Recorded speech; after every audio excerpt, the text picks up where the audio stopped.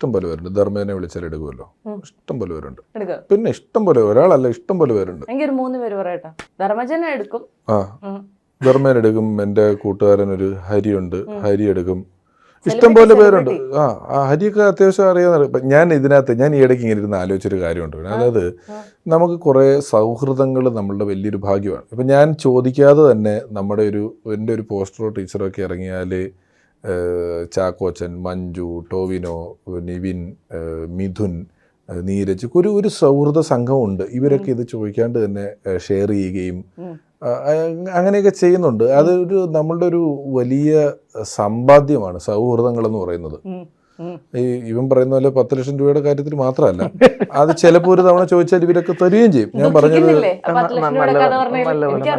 അല്ല, അതിനകത്ത് ഒരു സൗഹൃദങ്ങൾ വലിയ അച്ചീവ്മെന്റ് ആണ്. സൗഹൃദങ്ങളാണ് സമ്പാദ്യം. അപ്പൊ അതുകൊണ്ട് ഇവരെല്ലാവരും നമ്മൾ വിളിച്ച ഫോൺ ഉറപ്പായിട്ട് എടുക്കും. പക്ഷെ ധർമ്മജേട്ടനൊക്കെ എന്നോട് എപ്പോഴും ഇന്റർവ്യൂ എടുത്താൽ പറഞ്ഞിട്ടുണ്ട്, വിശാരടി തന്ന പണികൾ എന്ന് പറഞ്ഞുകൊണ്ട് ഒരു പുസ്തകം എഴുതാനുള്ള അത്ര ഉണ്ടെന്നൊക്കെ. അതൊക്കെ തമാശക്ക് കൊടുക്കുന്നല്ലേ, ഇത് സീരിയസ് ആയിട്ട് വരുന്ന കാര്യമല്ലേ ചോദിച്ചത്. തമാശക്ക് ഞങ്ങൾ അങ്ങോട്ടും ഇങ്ങോട്ടും ഇപ്പോഴും ഇഷ്ടം പോലെ പല കാര്യങ്ങളും ചെയ്യാറുണ്ട്. ഓക്കെ, അപ്പൊ ഈ നോ വേ ഔട്ട് എന്ന് പറയുന്ന റൗണ്ട് നമ്മൾ വിജയകരമായി പൂർത്തീകരിച്ചിരിക്കുകയാണ്. റൗണ്ടായിരുന്നു. ഓക്കെ, അപ്പൊ നമ്മൾ അടുത്ത റൗണ്ടിലേക്ക് കിടക്കുകയാണ്. ആ റൗണ്ടിന്റെ പേരാണ് നെവർ ഹാവ് ഐ എവർ. ഞാനിങ്ങനെ അതായത് ഞാനിങ്ങനെ കുറച്ച് ക്വസ്റ്റ്യൻസ് പറയും. യെസ് ആണെങ്കിൽ യെസ് എന്ന്, നോ ആണെങ്കിൽ നോ എന്നും പറഞ്ഞാൽ മതി. നമ്മൾ അഭിനയിക്കണം. നിങ്ങളൊക്കെ അഭിനേതാക്കളാണല്ലോ. ചെറിയ പടം ആയതുകൊണ്ടാണ് പൊതുവെ ഇവര് മറ്റേ ക്ലിപ്പൊക്കെ തരാറുണ്ട് പൊക്കി കാണിക്കാൻ. ഇത് വളരെ അല്ല, അങ്ങനെയല്ല.